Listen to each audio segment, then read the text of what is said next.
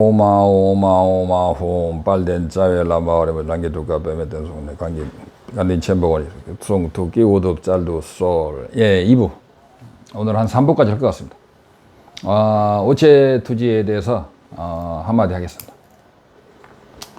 오체 투지 사람들이 제가 그러죠. 맨날 중론 백날 들어봐라 알 수 있나.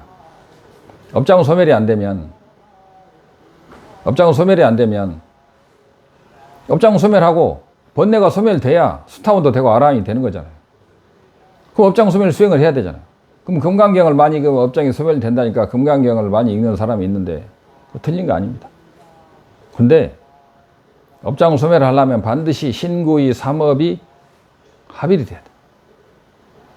그래서 현대인들은 조금만 힘든 건 싫어해. 그냥 가만히 앉아서 강의 듣고 깨치는 것을 명상해서 깨치는 것을 좋아하는데, 옛날 사람들은 몸과 마음을 자기 일을 돌보지 않고 열심히 했죠. 진표율사 같은 분들은 정말 열심히 했어요. 미라레파 존자라든가. 근데 그 중에서 제일 쉬운 신구의 삼업 수행이 오체투지다 이거.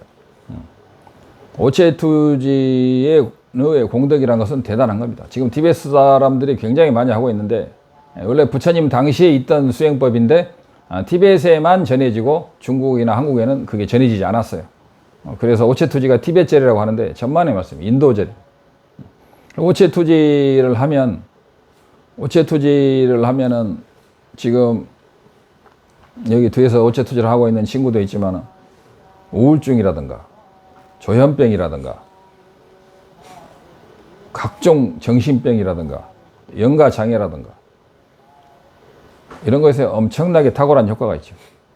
근데 사람들은 오체투지를 시키면 꼭 팔이 부러지거나 머리를 찧어가지고 손가락이 부러져가지고 절을 못해요.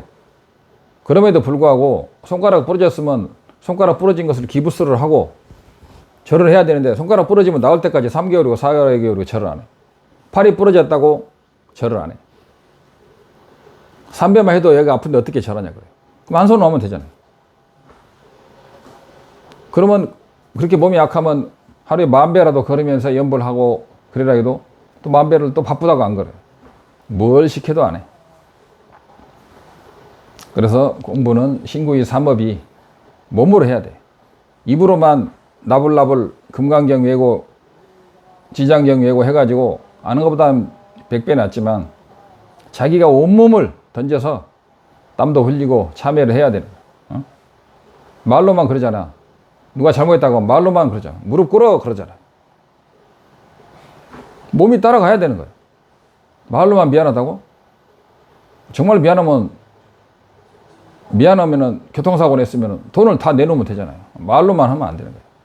불교에서는 신구의 삼업이 같이 어우러져야 되는 거예요. 그래서 금강경만 읽는다고 해서 깨쳐지는 게 아니다 이거예요. 금강경을 가르치는 올바른 스승한테 배워야 되는 것이죠. 티베트에서는 금강경 배우려면 현관장업론으로 해가지고 거의 기초과정에 10년을 배우고 그 다음에 반야부 중론을 배우는 거예요. 그래서 오체투지 여기 앞으로 오시면 오체투지를 많이 배우고 오체투지를 많이 하는 분을 제가 만드는 게 또 제 목표 중에 하나입니다. 그래서 몸이 아픈 사람은 오체투지를 통해서 몸이 좋아지는 거예요. 그래서 오체투지를 통해서 업장도 소멸되고 오체투지를 통해서 하심도 되고 인욕도 되고 다 할 수 있는 기본 수행이니까 꼭 해야 되고, 오체투지가 힘들다고 하면 할 수 있는 수행은 거의 없다고 생각합니다. 그러나 몸이 오체투지를 하기에 불가능한 상황이다, 팔다리가 다 끊어졌다, 그러면 저는 연불을 하라고 합니다. 팔이 없어도 한 손만 있어도 오체투지 할 수 있어요. 그리고 두 손 있고 다리 하나만 있어도 오체투지 할 수 있어요. 뭐가 힘들어? 그 다음에 그 향아무개 스님이 영혼이 없다, 그걸 자기가 과학적으로 증명하겠다는 건데, 내가 기억이 안 나고 하나만 기억이 나는데, 그분이 얼마나 무식하냐면, 이런 단어로 써도 되는지 모르겠네. 그 어머니하고 아버지하고 어머니 난자와 아버지 난자가 만나면은 그것이 영혼이 어머니 아버지 영혼이 두 개인데 어떻게 영혼이 하나가 되느냐? 그것은 논리에 맞지 않는다는 거예요. 야, 부처님의 교리를 도대체 어떻게 이해하는지 그게 말도 안 되는 거예요. 또 그분 이야기가 한번 아버지의 정액이 발사가 그 사정을 하면 뭐 몇억 개가 나가는데 그 몇억 개 중에 하나만 그 수정란이 되고 나머지 몇억 개는 다 죽으니까 그 몇억 개가 죽는다는 것도 자기는 이해가 안 된다는 거예요. 그래서 그러면 정자는 살아있는 생물이냐라고 말할 때 정자가 살아있는 생물이라고 그 스님은 이해하는 거예요. 내가 볼 때는 그거 아니에요. 정자가 살아있는 생물이라면 우리 몸에 있는 백혈구, 적혈구가 백혈구는 잡아먹잖아. 그럼 백혈구도 다 생물이야. 그 다음에 파리잡이도 파리를 잡아먹으니까 파리잡이 식물도 중생이어야 되는 거예요. 백혈구가 균을 잡아먹어서 죽인다고 해서 균을 죽이는 거지 잡아먹는 게 아니에요. 백혈구가 균을 죽인다고 해서 백혈구를 우리는 중생이라고 하지 않아요. 정자가 헤엄쳐서 간다고 해서 그게 생명이 있는 건 아니야. 정자가 생명이 있으려면 식이 들어가야 돼. 정자에 식이 들어가는 순간은 정자가 난자와 결합을 해서 수정란이 되는 순간에 식이 하나 딱 들어가는 거야. 근데 그분은 뭐라고 생각하냐? 정자가 3억 개가 발사가 되면 3억 개에 다 식이 있는 걸로 착각을 하는 거예요. 불교 교리를 못 배웠으니까. 또 그런 법문을 하면 사람들이 박수를 치고 난리가 나는 거예요. 오만이 빼면 어쩌다 세상이 이렇게 된 거예요.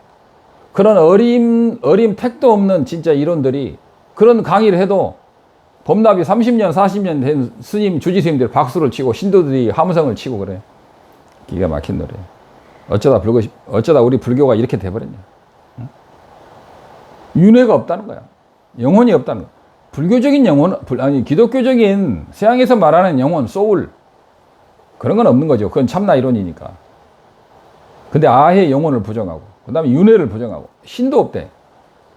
신이 있는 것은 그리고 윤회가 없다는 거야.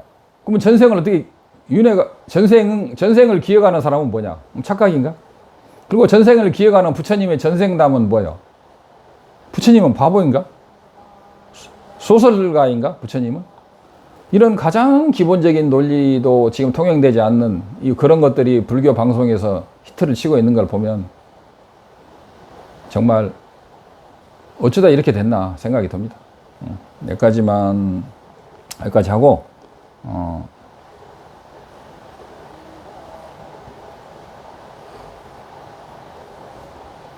많이 하면 뭐 하겠습니까? 그래서 아무튼 오체투지를 와서 많이 배우시고 오체투지를 1000배, 2000배 하다 보면은 손목이 아프다고 그런 사람이 있어요. 그런 것도 간단한 거예요. 와서 다 지도를 받아야 돼.